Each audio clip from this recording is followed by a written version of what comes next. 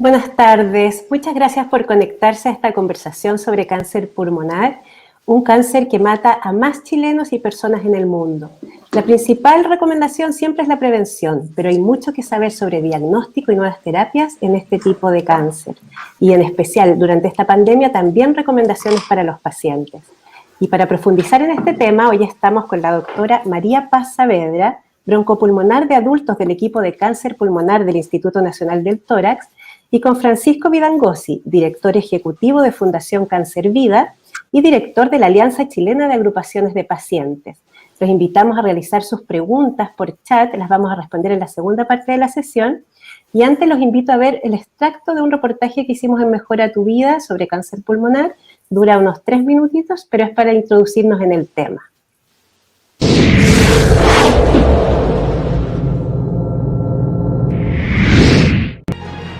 El tabaquismo se considera una enfermedad porque es una adicción. Cuando uno fuma, la nicotina llega en 10 segundos a la sangre y en el cerebro se produce un efecto que es la producción de dopamina, que causa placer. De modo tal que el refuerzo positivo es inmediato y la persona busca esto inconscientemente. Por eso es tan difícil dejar de fumar, pero sin duda es la recomendación principal para prevenir este cáncer. Si bien más del 90% de los cánceres de pulmón son debido al tabaquismo, hay un grupo pequeño de personas que lo desarrolla sin haber fumado nunca. Los equipos de investigación de todo el mundo han concentrado sus esfuerzos en identificar la naturaleza de cada tumor y desarrollar medicamentos dirigidos a enlentecer o impedir su crecimiento. No son terapias curativas, pero han demostrado que prolongan los años de vida y mejoran notablemente su calidad. Pero son terapias aptas solo para algunas personas y que además tienen cáncer avanzado. La única manera de erradicar la enfermedad de raíz es detectarla precozmente y someterse a una buena cirugía. La inmunoterapia es la capacidad de estimular nuestro sistema inmune, nuestros linfocitos T, a atacar el tumor. En este caso, el tumor de la propia persona, estimular sus propios linfocitos o su propio sistema inmune y aprenda a defenderse y atacar el tumor. Y para eso existen algunos medicamentos que se han aprobado recientemente, hace un año y medio en cáncer de pulmón, hace algunos años más en melanoma, que es un cáncer de piel, y que apuntan a estimular el sistema inmune para que ataque y reconozca como ajeno el tumor la persona y empiece a tratar de controlarlo, también en etapas avanzadas o metastásicas. Hay dos grandes nuevas líneas de tratamientos en etapas avanzadas del cáncer, pero no todos los pacientes son candidatos a usarlas. Una es la inmunoterapia, la otra es terapia molecular. Y cuando hacen ustedes las biopsias, ¿qué buscan directamente en esa biopsia? Bueno, la primera fase es decir si tiene cáncer. La segunda fase es tratar de buscar qué tipo de cáncer tiene.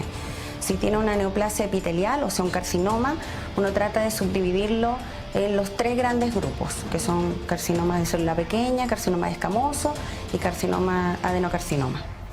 En el caso de esta subdivisión, le permite al oncólogo definir la terapia en el 70% de los pacientes que lo va a requerir, porque no van a ser sensibles a hacerse una operación. Y en el caso de que sea adenocarcinoma, pues el oncólogo también nos pide que le hagamos al tejido factores predictivos de respuesta a quimioterapia, que es lo que se llama terapia biológica o terapia anti-target, que es a nivel molecular.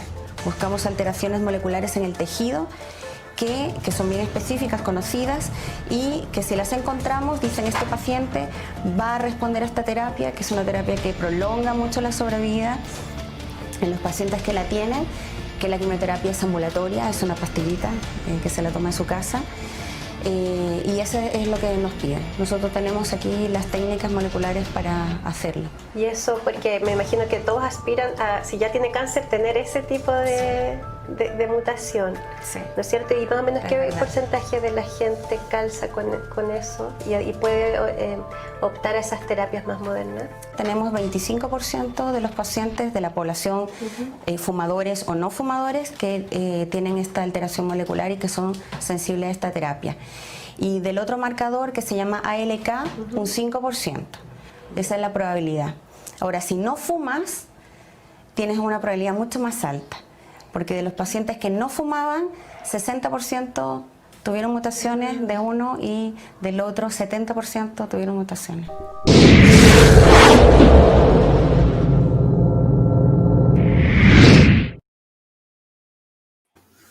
Hola, doctora Francisco, muchas gracias por estar con nosotros en esta conversación, por haber aceptado la invitación. Hola, hola, gracias. Sí, Hola, vamos, buenas tardes.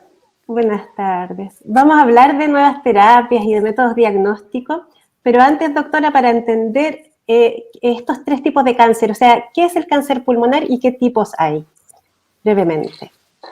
Brevemente, el cáncer, ya sea cualquiera de sus tipos, se refiere a un crecimiento desordenado de un grupo de células que es más bien descontrolado y que por lo tanto genera efectos ya sea por contigüidad, porque empieza a comprometer otros órganos o porque viaja a través del sistema linfático o de la sangre hacia otros lugares lejanos a donde se desarrolló inicialmente.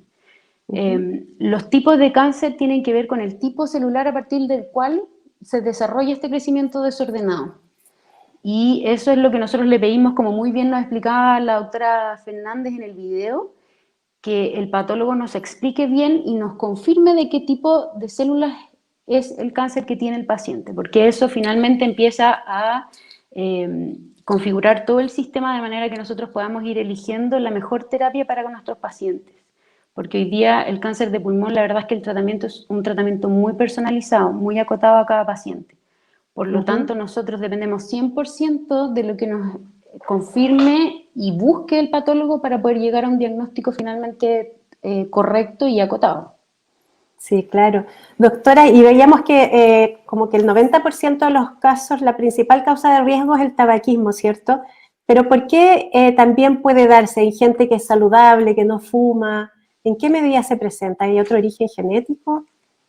Lo que pasa es que desde el punto de vista del origen, como comentamos recién, los diferentes tipos celulares que empiezan a crecer en forma desordenada y se transforman en un tumor, lo hacen respondiendo a cierto estímulo.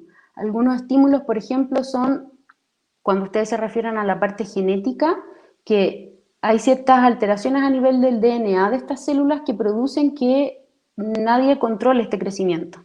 Y, por ejemplo, es lo que empieza a ocurrir en aquellos pacientes que tienen estos tipos de cáncer asociados a mutaciones, principalmente del EGFR, que tienen alteraciones que producen este desorden, que no necesariamente el estímulo para el tumor es algo, por ejemplo, ambiental.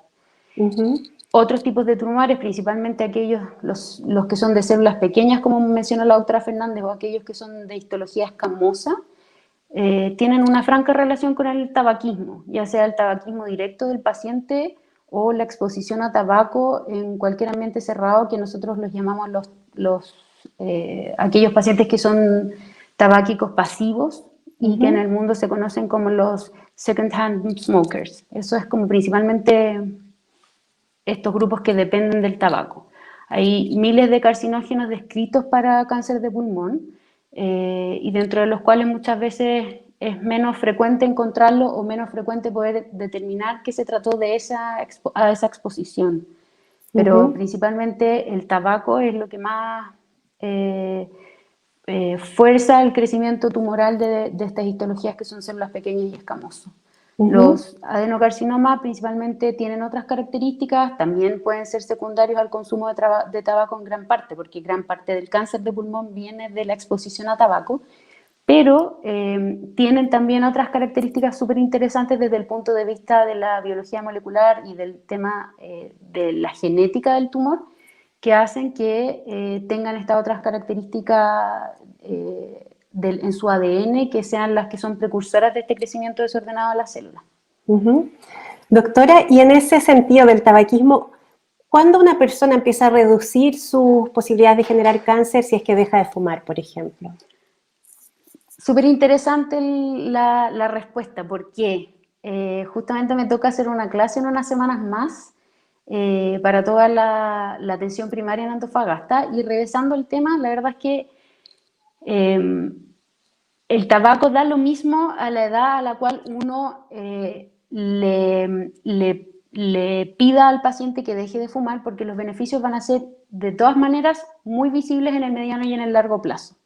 Se sabe que a cualquier edad el beneficio es mucho más relevante que no hacerlo, y además lo que se sabe, que es lo que muestran las últimas estadísticas a nivel mundial, es que a menor edad que el paciente deje el hábito tabáquico, mayor es el beneficio en el largo plazo. O sea, la prolongación de su sobrevida es mucho más importante, la disminución de la discapacidad asociada al consumo de tabaco también es mucho más importante, y obviamente todo el tema de las enfermedades asociadas a tabaco también el impacto es mucho mayor. Sin embargo, de todas maneras, a cualquier edad está totalmente indicado que el paciente deje de fumar, porque el beneficio supera los riesgos, obviamente. Claro. Doctora, y siendo un cáncer que avanza silenciosamente, ¿cuáles son los síntomas por los cuales una persona podría sospechar que tiene para pillarlo precozmente? La verdad es que el cáncer de pulmón es un tremendo enemigo, porque produce muy pocos síntomas o casi ninguno en sus etapas precoces cuando a nosotros nos interesa detectarlo, ¿ya? Entonces, las herramientas desde el punto de vista de la clínica son pocas, porque los pacientes cuando empiezan con falta de aire, cuando empiezan con tos, cuando a veces tienen tos con sangre o cuando empieza a disminuir su capacidad funcional, esto ya nos habla y nos orienta a una etapa bastante más avanzada. Generalmente aquellos pacientes que son detectados en forma precoz son aquellos que son detectados como un hallazgo en imágenes alteradas, o porque se pidió estudio de screening o de detección precoz de cáncer pulmonar. Los pacientes que llegan con un cáncer precoz por clínica son súper poquitos. Generalmente obedece a otras cosas, más que a la sintomatología del pulmón. Cuando hay dolor, cuando hay tos, cuando hay falta de aire o cuando hay compromiso en algún otro órgano, generalmente este cáncer ya está avanzado. ¿Y qué métodos diagnósticos hay modernos que hoy día están cambiando un poquito el pronóstico también de esa enfermedad? La verdad es que más que modernidad, estamos teniendo un mejor uso de las herramientas que tenemos disponibles actualmente. La verdad es que hoy día, y derivado de un estudio súper importante que para nosotros es el conocido estudio Nelson, que habla de detección de cáncer precoz, la herramienta que usamos es la tomografía computada de tórax, ¿ya? Que se usa principalmente para detección precoz en su modalidad de dosis baja de radiación, y eso lo que ha permitido a nivel mundial y que se ha demostrado en múltiples escenarios y en distintas poblaciones es que cuando se hace en un rango etario en que globalmente va entre los 55 y los 75 años en pacientes fumadores activos o con un tabaquismo con índice de paquete de año más de 30, disminuye la mortalidad en alrededor de un 28%, que de hecho desde que salió publicado los primeros resultados de este estudio Nelson, se vio que en este momento es el mejor método de screening de cualquiera de los tipos de cáncer. Sobrepasa el gástrico, colon, mama, es el que más logra disminuir la mortalidad. Y en mujeres es aún más importante este efecto, mucho más importante que en el global. Entonces, si bien no es una herramienta que sea muy nueva, sí la técnica que se usa y la población en la cual hemos logrado detectar que tiene mayor efecto ha hecho que sea una tremenda herramienta, y que además tampoco tiene costos tan elevados como a lo mejor en otras neoplasias. Entonces, la verdad es que tenemos una herramienta que es bastante sencilla para poder combatir esto. Sí. En cuanto a muchas veces lo que se detecta son nódulos, ¿no es cierto? Entonces, ¿tú me podrías decir qué son los nódulos y por qué no hay que tener miedo al tiro de que sean cáncer? Porque me refiero a que me parece que mucha gente vive con nódulos y no son cáncer. Bueno, nosotros los broncopulmonares de adultos vemos nódulos toda la vida, es como uno de los temas así más importantes que tenemos. Y miles de enfermedades producen nódulos, desde toda la patología que tiene que ver con las enfermedades del tejido conectivo o reumatológicas que también se conocen, el tema de las secuelas de la tuberculosis o de enfermedades bacterianas que también producen nódulos es súper amplia. Entonces, la verdad es que nosotros estamos acostumbrados a ver mucho nódulo porque el pulmón, como muy bien lo dice un radiólogo súper famoso, el doctor Sabaj, el pulmón tiene formas de reaccionar muy básicas y por lo tanto reacciona a muchos tipos de daño de la misma manera. Por lo tanto, una de las fórmulas que tiene de reaccionar es la formación de estos nódulos y por lo tanto las etiologías son múltiples. Cuando hablamos de nódulos, hablamos generalmente de lesiones de menos de 3 centímetros, ¿ya? Entonces, dentro del diagnóstico diferencial que nosotros tenemos que pensar, hay muchas etiologías, hay que ver mucho la historia del paciente, qué antecedentes tiene, enfermedades previas, medicamentos, enfermedades reumatológicas y una serie de otras cosas que son muy relevantes para nosotros poder ir orientando hacia dónde estudiarlo. Y además estos nódulos en el fondo tienen distintas formas de estudio, porque también las características que nosotros le vemos en la imagen, que es esta tomografía computada, también nos orientan mucho al diagnóstico. O sea, hay ciertas características como nódulos muy calcificados que además tienen asociadas a otras lesiones, por ejemplo, muy características de una tuberculosis secuelada, a nosotros más bien nos dejan tranquilos y muchas veces somos más proclives a hacer seguimiento a ese nódulo que a ir a estudiarlo en forma dirigida.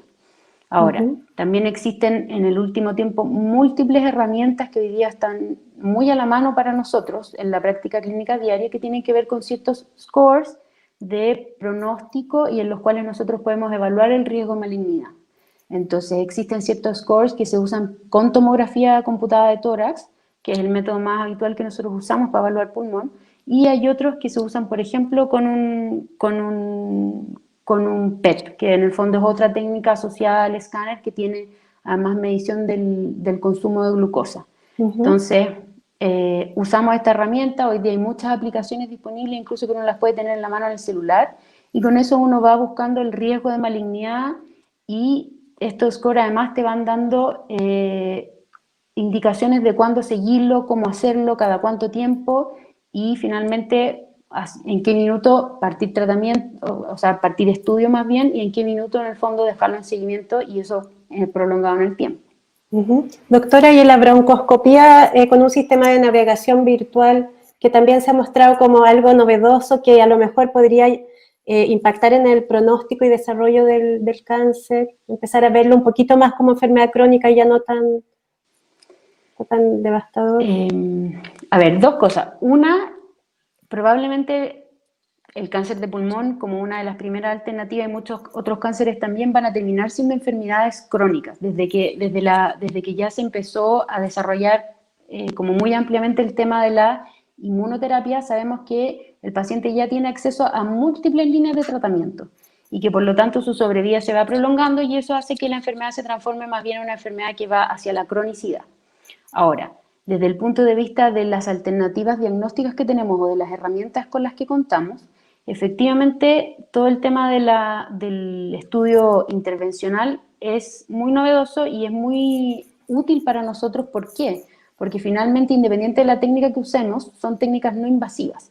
O sea, el paciente va a hacerse un examen que dura, qué sé yo, X tiempo y el paciente va a la casa. No tiene que quedarse hospitalizado, no tiene que tener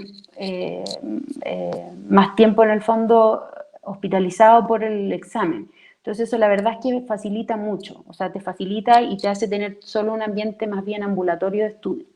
Ahora, con el tema de la broncoscopía y de la navegación electromagnética, la verdad es que son técnicas que han ido avanzando en el tiempo y que más bien tienen un nicho de uso muy específico, porque principalmente se usa para lesiones de difícil acceso, ¿ya?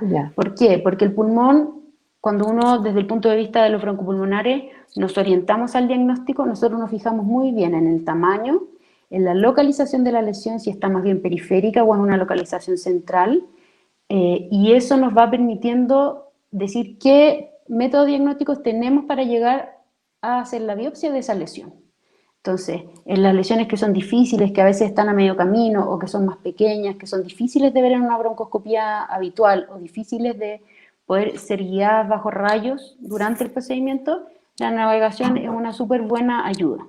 Ahora, nosotros como país que estamos en vías de desarrollo en cuanto a esto, obviamente tenemos muy poca disponibilidad de eso, pero probablemente en los próximos años eso va a ir aumentando y cada vez van a ir apareciendo técnicas más específicas y más sensibles también. Francisco, quería preguntarte, bueno, tú perteneces a la Fundación Cáncer Vida, ¿no es cierto? Quería preguntarte, ¿cuántos de tus miembros o asociados, o no sé cómo se llama, cuánto es la gente que representa a los pacientes por cáncer pulmonar? Y no solo cuántos, sino que cuáles son como sus principales dolores en este momento. Bueno, primero darte las gracias por la invitación y poder conversar esto con María Paz, además, amiga de tantos años del Instituto Nacional del Tórax. Un gusto verla. Bueno, respecto a lo que es el grupo de la Fundación, es un reflejo muy parecido a lo que es hoy día nuestro país. Hay un porcentaje importante de pacientes que son, por ejemplo, de cáncer de mama, otros de que son cáncer gástrico o cáncer de próstata, y en tercer o cuarto lugar tenemos la representación de cáncer de pulmón. Y estos pacientes, claro, también, como bien explicaba la doctora, efectivamente tienen un proceso bastante complejo porque normalmente llegan tardíos al diagnóstico. Entonces, hoy día se enfrentan a procesos que generalmente son paliativos. Y eso es un tema complejo de manejar. El Instituto Nacional del Tórax es experto en este tema y, por supuesto, nuestros pacientes, muchos están en el Instituto Nacional del Tórax, a pesar de que también tenemos de regiones en donde el manejo aún es más complejo, porque no hay tanta experticia y se requiere que a veces incluso trasladarlos al instituto. En cuanto a el Estado, esta enfermedad entró al auge. ¿Qué cubre hoy día el auge y cuáles son las demandas que tienen ustedes?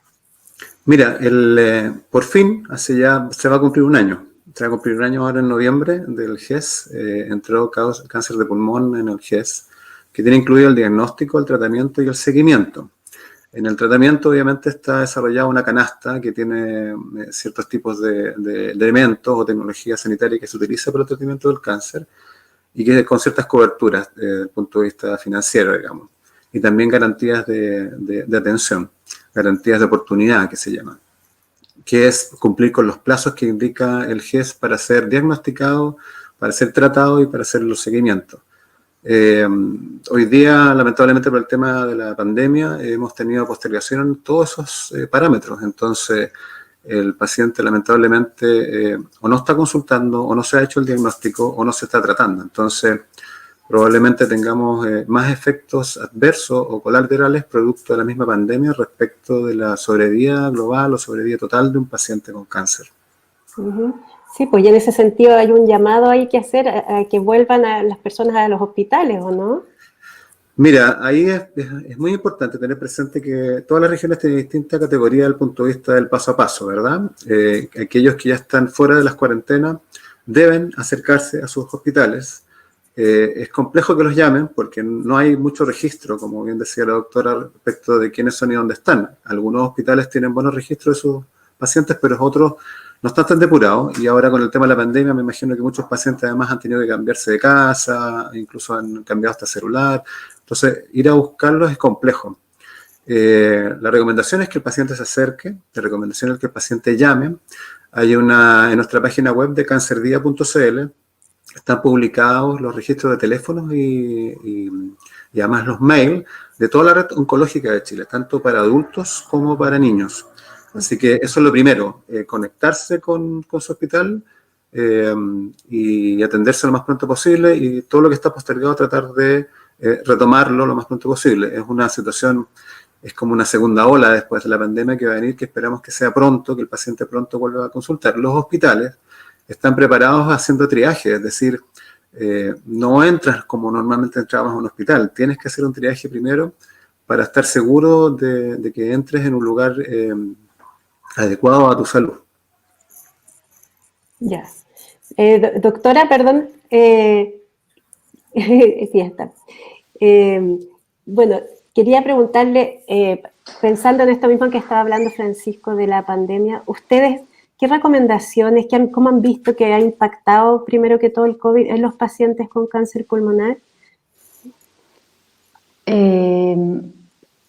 Primero que todo, yo creo que todos nuestros pacientes se han visto muy afectados en el sentido que han tenido que cambiar su rutina, han tenido que ser atendidos también de una forma muy distinta a la cual ni ellos ni nosotros estábamos acostumbrados. Tienen un riesgo entre 7 y 8 veces mayor que cualquier persona común y corriente tiene de morir por coronavirus. Por lo tanto, es una población que ha sido golpeada desde muchos puntos de vista. Gracias probablemente a las circunstancias, nos ha tocado como Instituto Nacional del Tórax haber logrado mantener nuestra atención sin parar durante todos estos meses de pandemia.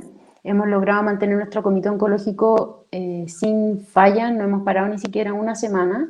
Estamos ahí al pie del cañón y lo que estamos tratando ahora de resolver lo más rápido posible es toda la derivación que tenemos desde la atención primaria. Todos nuestros pacientes que llegan principalmente derivados de otros centros, la verdad es que yo siento que han seguido siendo derivados. Ahora, probablemente yo siento que la consulta que más ha disminuido es la que tiene que ver con la atención primaria. Entonces, un foco importante es ponerlo ahí, o sea, que la consulta inicial, que es en el lugar más cercano al paciente, se haga, que estén en el fondo las condiciones garantizadas para que el paciente pueda consultar, porque de esa manera el camino al hospital es bastante más corto. O sea, nosotros tenemos un tiempo de retraso de no más allá de 2 semanas con la consulta desde que el paciente fue derivado por sospecha de cáncer pulmonar hasta que es evaluado por algún especialista en el hospital del tórax. Entonces, ese camino está bastante más avanzado, pero sí lo que importa ahora es hacer ese llamado para que la atención primaria en el fondo vuelva a gestionar estas derivaciones, que yo siento que es probablemente el punto donde estamos más lentos. Y hay en el fondo recomendaciones especiales, aparte de acercarse, recomendaciones especiales para los pacientes que están hoy día en tratamiento de cómo cuidarse, o son las recomendaciones generales para todos. La verdad es que no, somos mucho más estrictos. Estamos cuidando mucho a los pacientes, sobre todo aquellos que están en tratamiento. Estamos tratando de disminuirles al máximo las salidas de su casa. ¿Qué quiere decir esto? Que tratamos de priorizar las salidas que sean más relevantes, por ejemplo, los exámenes o imágenes que necesitemos como con más urgencia para poder seguir avanzando en el tratamiento, y los controles, mientras no sea estrictamente necesario, los estamos haciendo en forma virtual. Eso le ahorra al paciente varias salidas y con eso estamos tratando de disminuir su riesgo. Ahora, a todos aquellos les estamos recomendando que ojalá todos nuestros pacientes estén usando mascarillas N95, ojalá. La fundación ha sido súper generosa y nos dieron una preciosa donación, la cual estamos ahí haciendo llegar a todos nuestros pacientes, y la idea es irlos educando en los controles, explicarles cómo salir, cómo hacerlo, qué medidas con el tema del lavado de manos, uso de alcohol gel, y etcétera, tienen que tener. Ya. Doctora, hablábamos de las nuevas terapias y se habla por un lado de la inmunoterapia, por otra de las terapias target o anti-target. No sé si usted nos puede aclarar un poco esos puntos y por qué abren una esperanza para los pacientes con cáncer.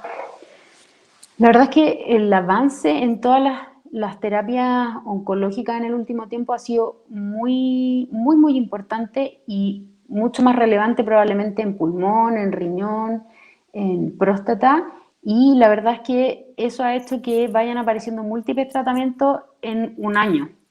Eso, la gracia que tiene es que además permite que los pacientes tengan mucho más alternativas de tratamiento, no solo las que podemos ofrecer nosotros en el sistema privado o público, sino que también aquellas que tienen que ver con todos los ensayos clínicos que están corriendo a nivel mundial.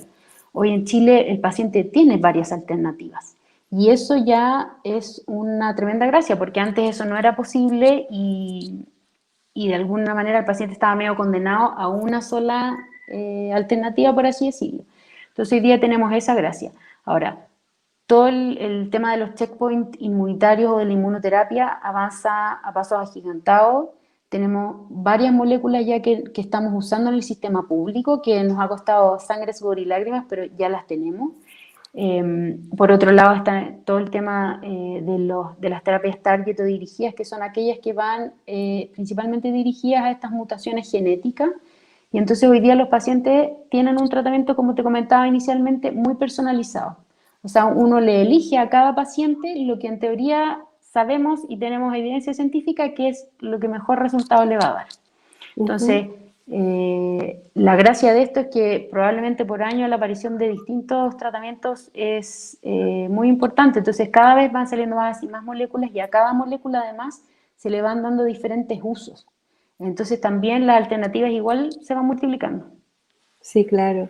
Francisco, ¿y este tipo de nuevas terapias está de alguna manera incorporado en la ley del cáncer? ¿Está pensado que esto que se da en el Instituto Nacional del Tórax pueda replicarse también al resto del país, por ejemplo? Bueno, yo creo que hay que aclarar una cosa importante. Las terapias que se van desarrollando, las tecnologías sanitarias que se van desarrollando todos los años en el mundo, siempre tienen un periodo de tardanza o de adaptarse a las políticas públicas de los países, más o menos desarrollados. Chile no es la excepción. Así que puede ser que hoy día salga una terapia muy importante en el mundo, pero Chile probablemente no va a tener acceso a ello en un par de años más, quizás.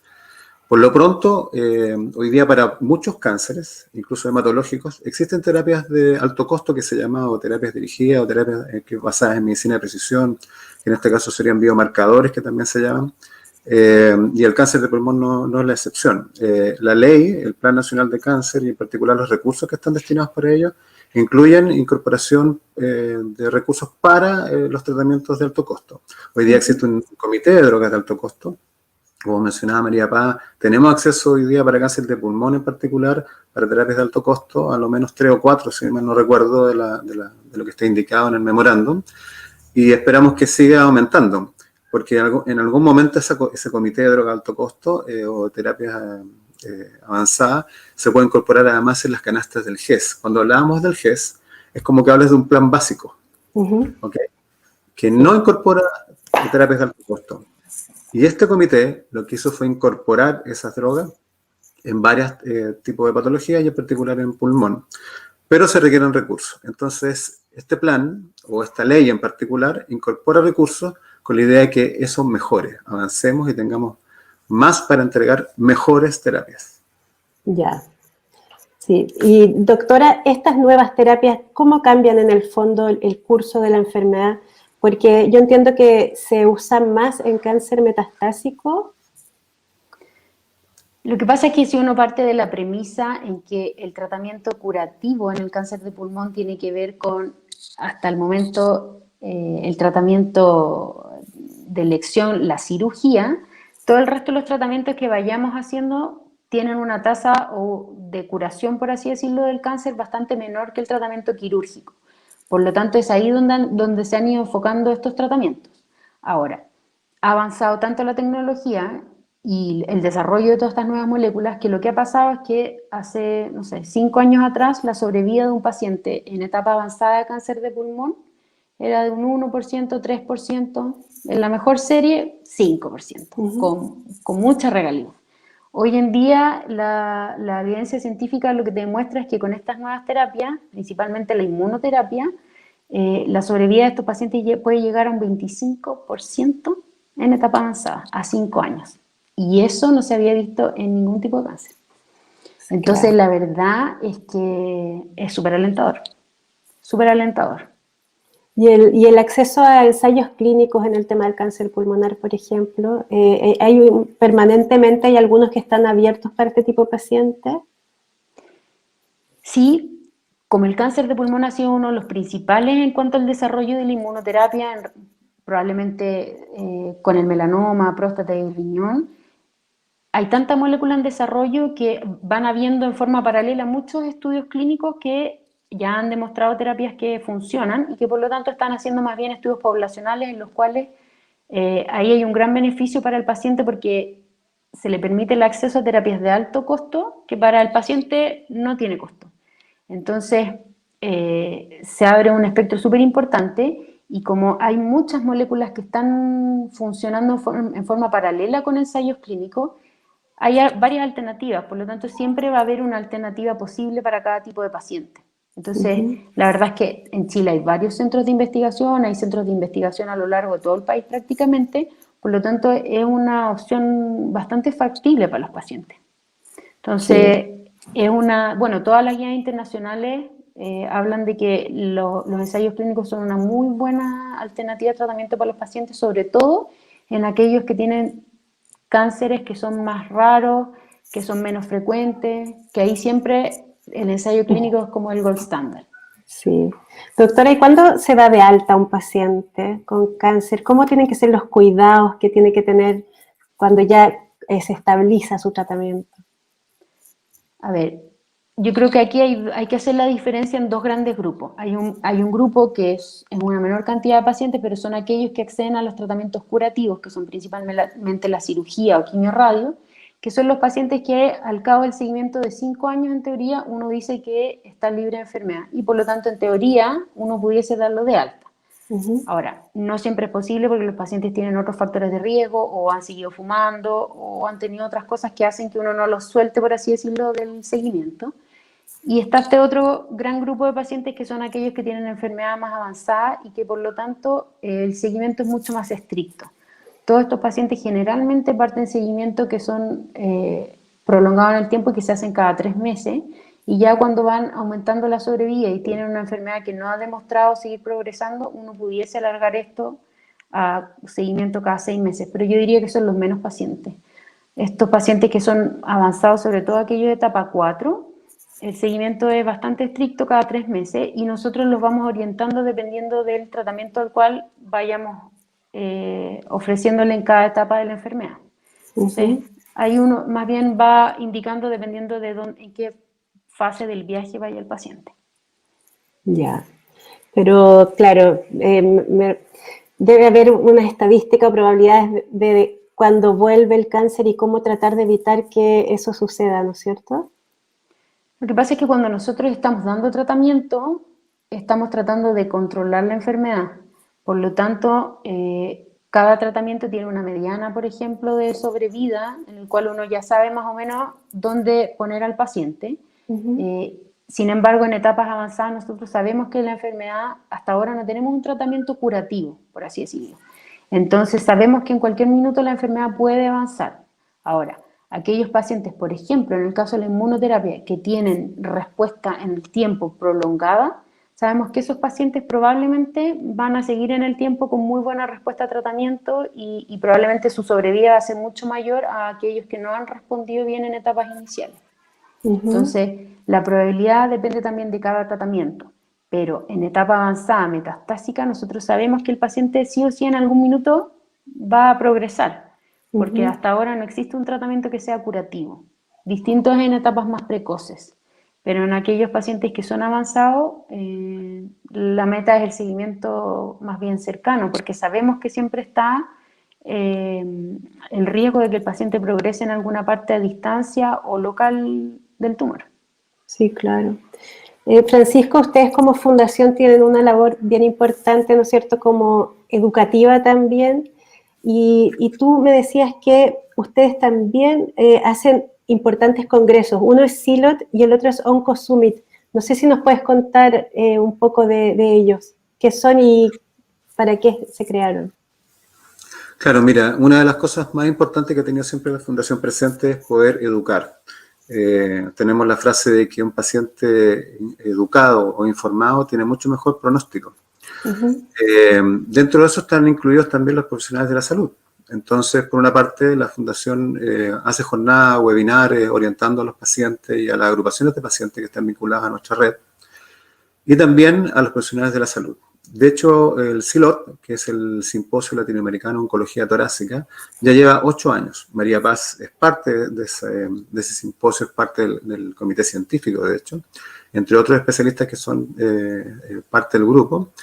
Y buscamos educar, informar, estar atentos al tema de lo que significa hoy día el tumor o el cáncer torácico.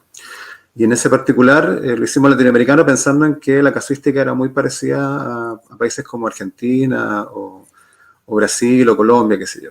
Pero principalmente con los de habla hispana, así que entre los colombianos, los argentinos, los uruguayos, nos hemos reunido cada 2 años, llevamos 8 años en esto, con este simposio que va para ellos, para el especialista, pero también para quienes están en el área de la atención primaria, como bien decía María Paz.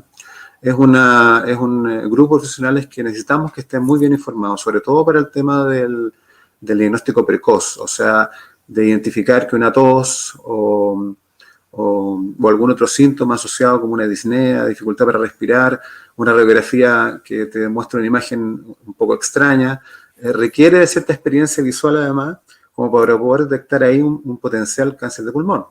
Entonces esos pacientes nos sigan de largo como una simple bronquitis, ponte tú. O sea que ojalá que se detecten en ese momento para saber de que estamos en presencia de un cáncer pulmonar. Así que ese ha sido el aporte de Silot en estos 8 años. Y en el caso del OncoSummit está orientado en este caso a todos los actores en cáncer, tanto los profesionales de la salud, como también los organismos gubernamentales, la red oncológica de Chile y las agrupaciones de pacientes, así como también los desarrolladores en cáncer, lo que hacen innovación y desarrollo en oncología en Chile, startup oncológicos que se llaman. Entonces ahí están sumados todos los actores en este congreso, por eso le pusimos OncoSummit como la cumbre de la oncología. Y medios como el tuyo y medios como muchos otros que están dedicados al área de la salud están convocados e invitados también a participar. Hoy el cáncer es misión de todos. Es el momento de poner conciencia en esto. Se va a convertir ya en la primera causa de muerte en nuestro país. 7 regiones es la primera causa de muerte. O sea, no queda nada para que se convierta en la primera causa de muerte en nuestro país por sobre las cardiovasculares. Así que OncoSummit viene a hacer eso, un llamado público, abierto y democrático. ¿Qué gratificación te deja dedicarte a esto, a agrupar a los pacientes, a hacerlos sentir parte y también a conseguir beneficios para todos, digamos, a nivel nacional? Mira, estamos todos involucrados en mi familia. Mi señora es parte terapeuta también, hace hartos años y trabaja con los pacientes. De hecho, hacemos jornadas en el tórax con la gente de medicina complementaria y con la psicóloga. Hemos todo cambiado un poco nuestro devenir de la vida. Hemos estado ahora con cambios de misión, con un sentido. Para nosotros esto es sumamente importante. Ver a la gente en este proceso de sufrimiento, de ignorancia, de duda, de miedo, de tantas cosas que enturbian su vida en el momento que le dan una noticia como cáncer, cualquiera que este sea, y nosotros poder extender una mano de apoyo, empatía, hacerle acompañamiento, que es algo que falta mucho, el acompañamiento al paciente oncológico, y es una parte que nos interesa mucho que el Plan Nacional de Cáncer incluya, que es el acompañamiento al paciente desde el principio, porque el sistema de salud es súper complejo. Es súper complejo, si no, pregúntale a María Paz todos los papeles que tiene que llenar y todas las cosas que tiene que explicar. Es sumamente complejo, es tremendamente enredado. O sea, no solamente te da cáncer, sino que te metes en la universidad a estudiar derivadas. Es una cosa que nadie entiende. Entonces, si alguien te puede acompañar, te puede orientar, te puede dar un poco de apoyo emocional y guiarte en este proceso, de verdad que uno ve cómo la gente lo agradece. Y eso nos llena el alma a todos en la fundación. Hay una invitación allá que se agrupe. ¿Cómo la gente se hace parte de una fundación y qué beneficios o ventajas tiene ser parte de ella? Mira, hoy día la fundación tiene una red que ha estado creando, visitando virtualmente a distintas agrupaciones de Chile. De Arica a Punta Arenas ya van casi 14 que han sumado a nuestra red, con el solo afán de conectarnos, hacer una red de apoyo, poder estar todos informados, nosotros transparentarles obviamente la información que se maneja aquí centralizadamente en Santiago. Y para ser miembro, lo único que tienes que hacer es escribirnos a contacto@cancervida.cl, contacto@cancervida.cl, tanto para pacientes como para agrupaciones de pacientes, corporaciones, fundaciones, lo que sea que tengas hoy día que represente de alguna manera un apoyo para ellos, tanto de niños como de adultos. Hoy día, como te digo, el cáncer es misión de todos y si podemos ayudar, lo mejor es que sea en red. Así es. Antes de finalizar, quería pedirle a ambos que me digan cuál creen ustedes que es el mensaje con el que quisieran que las personas se quedaran después de escucharlo. ese mensaje quizás esperanzador o un mensaje clave.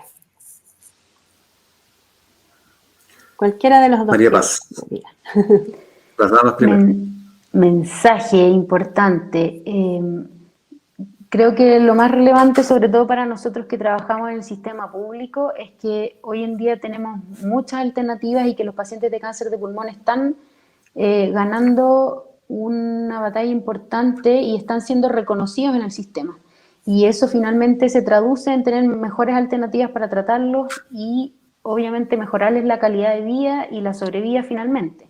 Entonces, transmitirles esto de que hasta el sistema público está con la camiseta muy puesta y probablemente también a nivel nacional esto vaya a seguir siendo así y la pelea la seguimos dando a diario y que tienen alternativas de tratamiento tan buenas como en un país desarrollado. Entonces, invitarlos un poco a que le pierdan el miedo y a decirles que este sistema público está peleando por ellos y así vamos a seguir trabajando. Gracias. ¿Tú, Francisco? Bueno, algo parecido y desde la perspectiva de la Fundación decirles que el cáncer no es sinónimo de muerte. El cáncer es una noticia, es una encomienda, como dice nuestra presidenta, que trae un pedacito de esa encomienda para cada parte de la familia, por tanto para el paciente como sus familiares. A todos nos toca un pedacito de esa encomienda y muchas veces significa un cambio de vida importante, un cambio de vida incluso para mejor, aunque ustedes no lo crean. La experiencia que hemos visto con los pacientes, los testimonios que tenemos con ellos, es que hay personas que hasta agradecen haber tenido cáncer. Así que no piensen en que el cáncer es igual a muerte, porque eso ya no es así. Lo que pasa es que hoy día las cifras aumentan en la cantidad de población que tiene cáncer, eso es verdad, y también, por lo tanto, las personas que se mueren por cáncer. Pero en porcentaje, cada vez tenemos más pacientes hoy día que sobreviven con su cáncer, que viven con su cáncer y que pueden morir de cualquier otra cosa, menos del cáncer. Así que la noticia es que no es igual a cáncer, que hay mucha esperanza. Así es. Muchas gracias a ambos por habernos acompañado, por dar este mensaje de esperanza y también espero que a ustedes les haya servido esta conversación. Les cuento que hoy día estamos cerrando este ciclo de conversaciones de Mejora tu Vida y los dejamos invitados a que conozcan nuestro sitio mejoratuvida.tv y nos encontraremos más adelante en alguna otra nueva conversación de temas de salud. Que estén muy bien.